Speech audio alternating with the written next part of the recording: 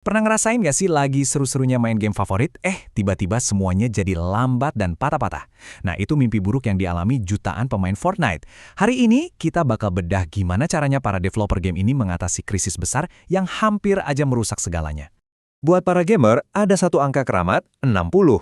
Ini artinya 60 frame per detik. Angka inilah yang jadi pemisah antara pengalaman main yang super mulus sama pengalaman yang bikin frustrasi dan pengen banting stick. Tapi, setelah satu update besar, angka ajaib itu hilang gitu aja. Bayangin, dari yang tadinya pertempuran seru dan responsif, mendadak jadi kayak nonton slideshow. Jutaan pemain di seluruh dunia langsung panik dan bertanya-tanya, ini Fortnite kenapa kok jadi begini? Jadi, apa sih sebenarnya biang kerok di balik bencana ini? Yuk, kita coba intip lebih dalam buat lihat apa yang bikin mesin game Fortnite ini tiba-tiba mogok. Di satu sisi, inilah yang diharapkan para pemain. Keseruan, aksi cepat, dan kemenangan. Tapi di sisi lain, inilah kenyataannya. Frustrasi total. Perubahannya drastis banget. Dari yang tadinya lancar jaya, jadi patah-patah dalam sekejap. Jelas bikin para pemainnya marah. Tim di Epic Games pun langsung gerak cepat. Mereka ini ibaratnya jadi detektif digital, nyari sumber kemacetan yang bikin seluruh sistem jadi lumpuh. Dan gak butuh waktu lama mereka nemuin pelakunya. Ternyata otak visual dari game ini, yaitu GPU atau kartu grafis, kerjanya terlalu berat sampai kewalahan. Ibaratnya, GPU ini dikasih kerjaan seabrek dalam satu waktu, ya jelas nggak sanggup. Nah, salah satu biang kerok utamanya itu sesuatu yang namanya fragment shader. Biar gampang, anggap aja ini pelukis digital yang tugasnya ngewarnain tiap pixel di layar kita.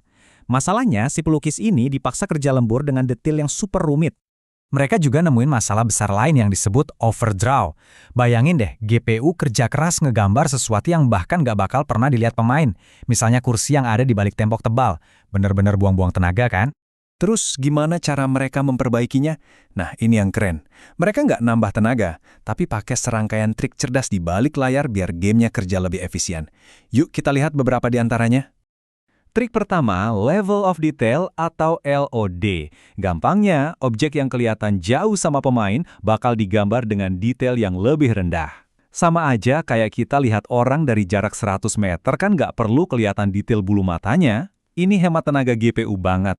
Selanjutnya ada culling. Nah, ini teknik cerdas yang ngasih tahu game buat nggak buang-buang energi ngegambar kursi di balik tembok tebal yang kita bahas tadi.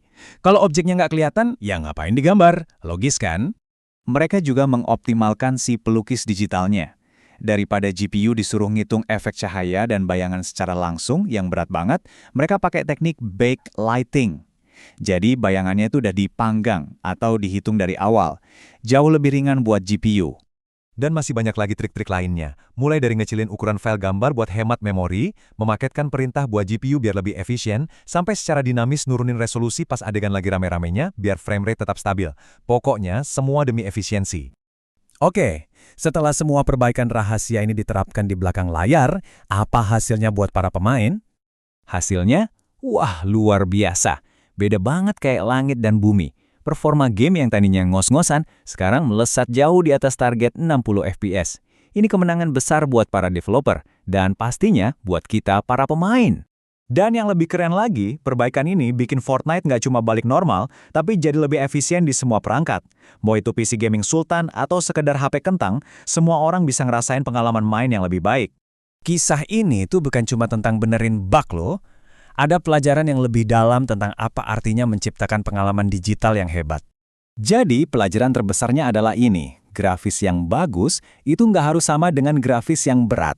Fortnite membuktikan kalau dengan optimisasi yang cerdas, sebuah game bisa kelihatan fantastis tanpa harus menyiksa hardware sampai ke batas kemampuannya. Nah, ini ninggalin kita dengan satu pertanyaan penting. Nanti pas kamu main game lagi, coba deh renungin, mana yang sebenarnya lebih kamu hargai? Realisme visual yang bikin melongo, atau gameplay yang super mulus tanpa hambatan sama sekali.